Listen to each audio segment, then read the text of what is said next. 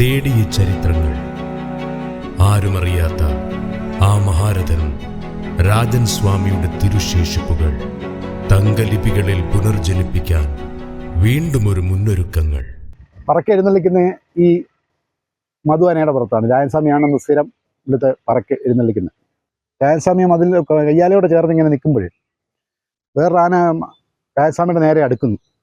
പക്ഷേ അതിനേക്കാൾ വലിയൊരു പബ്ലിസിറ്റി എന്ന് പറയുന്നത് ഈ പെരിങ്ങലിപ്പുറത്തുനിന്ന് ഈ ആന ഇങ്ങോട്ട് നീങ്ങിക്കഴിഞ്ഞാൽ അതിൻ്റെ ഈ ചങ്ങലകിലൊക്കെ കേൾക്കുമ്പോൾ ആ പ്രദേശത്തുള്ളവർക്കെല്ലാം മനസ്സിലാവും ആനടിയിൽ അമ്പലത്തിലെ ഉത്സവം അടുക്കാറായി, അതാണ്ട് ആന പോയി തുടങ്ങി. ഇത് മധു ആനടിയിലെ അറിയപ്പെടുന്ന ഒരു ആനപ്പാപ്പാനാണ്. മധുസ്വാമി എന്ന് ഞങ്ങളിപ്പോൾ വിളിക്കും. മധു രാജസ്വാമിയുടെ കൂടെ 13ാമത്തെ വയസ്സ് മുതൽ സ്വാമിയുടെ കൂടെ പോവുകയാണ്. ഇവിടെ ഇലഞ്ഞേൽ തെങ്ങ് പിടിക്കാൻ പോയപ്പോൾ പുള്ളി ആനയെ കൊണ്ടുവന്നേക്കുക.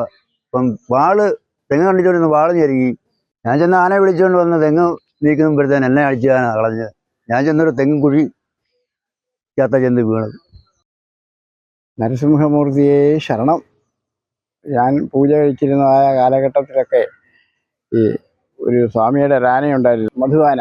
വളരെ സൗന്ദര്യമുള്ള, ഈ ദക്ഷിണ ഭാരതത്തിൽ തന്നെ നല്ല സൗന്ദര്യമുള്ള ഒരു ആനയായിരുന്നു. സ്വാമി വളരെ ആദരിക്കത്തക്ക ഒരു വ്യക്തിയാണ്. പക്ഷെ അന്ന് നമുക്ക് ഇത്രയും കൂടുതൽ അറിയില്ലായിരുന്നു. പക്ഷേ കാലാന്തരത്തിൽ അദ്ദേഹത്തിനെ പറ്റി നല്ല അഭിപ്രായം ഇന്നലെ ആരും എന്നോട് ചോദിച്ചു രാജൻ സ്വാമിയെ പറ്റി. രാജൻ സ്വാമിയെ സംബന്ധിച്ച് പറയുകയാണെങ്കിൽ രാജൻ സ്വാമി ഞങ്ങളുടെ ആരാധനായ മനുഷ്യനായിരുന്നു. ഇദ്ദേഹത്തെക്കുറിച്ചൊരു ഡോക്യുമെൻ്ററി ഇറക്കാൻ ഒരുപാട് വൈകി എന്നുള്ളതാണ് ഒരു സത്യാവസ്ഥയാണ്.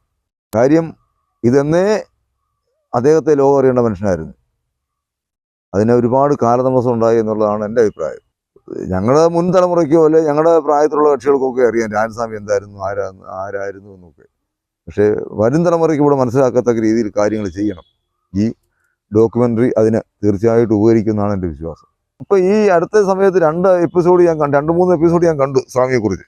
അതിനകത്ത് അന്ന് ചെറുപ്പത്തിൽ കണ്ടവരെ പിന്നെ എപ്പോഴാണ് കാണുന്നത്. ഈ ആനയെ സ്വാമിയെ വളരെ ചെറുപ്പത്തിലേ കൊണ്ടുവന്ന ആനയാണ്.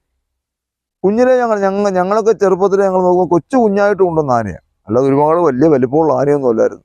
പിന്നെ സ്വാമിയുടെ കൈ കൊണ്ട് ആഹാരം കൊടുത്ത് അത് ഡെവലപ്പായി വലുതായി.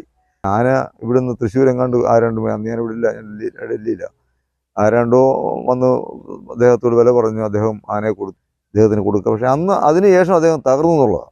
മാനസികമായിട്ട് ഒരുപാട് പ്രയാസങ്ങൾ. സ്വാമി ഇല്ലാതെ ഒരു രീതി ആനയ്ക്കുണ്ട് എനിക്ക് തോന്നുന്നില്ല. സ്വാമി ഇവിടെ നിന്ന് പോയതിനു ശേഷമായിരിക്കും സ്വാമിക്ക് അത്രയും മാനസികമായ ഈ ആന കൈവിട്ട് പോയതിനു ശേഷമാണ്. അങ്ങനെ കുറേ നാൾ കഴിഞ്ഞിട്ടാണ് ഞാൻ ഇവിടെ നിൽക്കുമ്പോൾ എല്ലാവരും നിൽക്കുമ്പോൾ സ്വാമി വന്നു. ഈ ആനയെ കൊടുത്തൊരാൾ വന്നു. അപ്പം എനിക്ക് ആ സ്വാമിയാണെന്നുള്ളത് എനിക്കറിയില്ല. കാരണം ഈ ആന ഞാൻ മാവേലിക്കരന്ന് കൊടുത്താണ്, എൻ്റെ ആനയായിരുന്നു, ഞാൻ അങ്ങോട്ട് കൊടുത്താണ് ഈ ആനയെ പറ്റിയിട്ട്. അതുകൊണ്ടാണെന്ന് പറഞ്ഞ് സ്വാമി നേരിട്ടിട്ട് ഞങ്ങൾ ആരും ഇല്ലാതെ മതിലിൻ്റെ അടുത്ത് കയറ്റിരുന്നു. ഒരു പേടിയില്ലാതെ നമ്മൾ എന്നോ കൊടുത്ത ആന ചെന്നിട്ട് കുറച്ചൊരു ആന മുഖത്തേക്ക് നോക്കി എന്നിങ്ങനെ തൊട്ട് തലോടി. അയ്യോ, ഇയാളെ കണ്ണിൽ വെള്ളം നിറഞ്ഞു. കൂറ്റനാട് വന്നതിൻ്റെ ശേഷം കെട്ടിയിരുന്ന തറിയാണിത്. ഇതാണ് തറി. അപ്പോൾ അത് തന്നെ കെട്ടിയിരുന്ന തറിയാണ്. മാവേലിക്കര മധു എന്നാണ് പഴയ കാലം പറയുക. പിന്നെ കൂറ്റനാട് മധുവായി. സ്വാമി അന്ന് കന്നാകുമ്പോൾ എന്തോ ഒരു സന്യാസി പോലെ ഒരു വസ്ത്രം ഒരു കഴുത്തിൽ മാറി ഇട്ട് വന്നു, ഒരു മുടിയൊക്കെ ഇങ്ങനെ വളർത്തി പറഞ്ഞപ്പോൾ തന്നെ എനിക്ക് എന്തോ അറിയില്ല. ആ വരവും ആ ഒരു അതിപ്പോൾ ഒരു കായ് കൊണ്ടും ഒരു കുറച്ച് മാറി ഒരു മുടിയൊക്കെ വളർത്തി കഴിയുമ്പോഴേ ആരോ ഈ റോട്ടിൽ കൂടി നടക്കുന്ന ഒരാളെ പോലെ അമ്മയ്ക്ക് തോന്നി. ഒരു കുറിയൊക്കെ തൊട്ട് ഒരു ഭക്തനാണെന്നുള്ളത് അറിയാം. ഒന്നും ഇല്ലാത്ത ഒരാൾ എന്നിട്ട് ആൻ്റെ കൊമ്പ് വരെയൊക്കെ പിടിച്ച് കെട്ടിപ്പിടിക്കാന്ന് പറയുമ്പോൾ മധു ആരാ പറഞ്ഞത്? ശരിക്കും മധുശങ്കർ എന്നുള്ള പേരിലാണ് ഞങ്ങളുടെ കൂറ്റനാട് അറിയപ്പെടുന്നത്. വക്കയും പിന്നെ വേറെ ഇതും കൂടി കെട്ടിയിട്ടാണ് അത്ര. കാരണം ചങ്കുറ്റി വരെ ആനയ്ക്ക് വെള്ളമാണ്, അതിലാണ് ആന വലിച്ചു കൊടുക്കുന്നത്. അപ്പോൾ വലിച്ചു കൊണ്ടുപോയി വണ്ടി കൊണ്ട് വലിക്കുമ്പോൾ ഇങ്ങനെ കൊണ്ട് വന്നു, ആന കൊണ്ട് തടുത്തു. കൂടി വണ്ടിക്ക് മറ്റേ ഏതാണ്ട് പ്ലാറ്റ്ഫോമൊക്കെ മുങ്ങി ക്യാബിൻ്റെ ഒപ്പം എത്താറായി.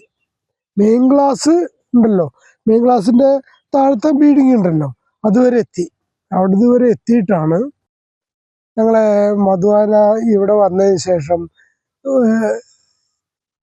ഈ മധുവാൻ്റെ സ്വഭാവം വെച്ചിട്ടാണ് മറ്റുള്ള ആനകളില്ലെങ്കിലും മധുവാന മതി നമുക്ക്. സത്യത്തിൽ കൊച്ചാട്ടനെ ആനക്കാരനല്ല, ശരിക്കും ആന പ്രേമിയുടെ ആന സ്നേഹിയാണ്. അതുപോലെ നല്ല മനുഷ്യനാണ്. ആനപ്പാപ്പാൻ എന്താണെന്ന് ചോദിച്ചു കഴിഞ്ഞാൽ രായൻകുച്ചേട്ടനാണ് അത്.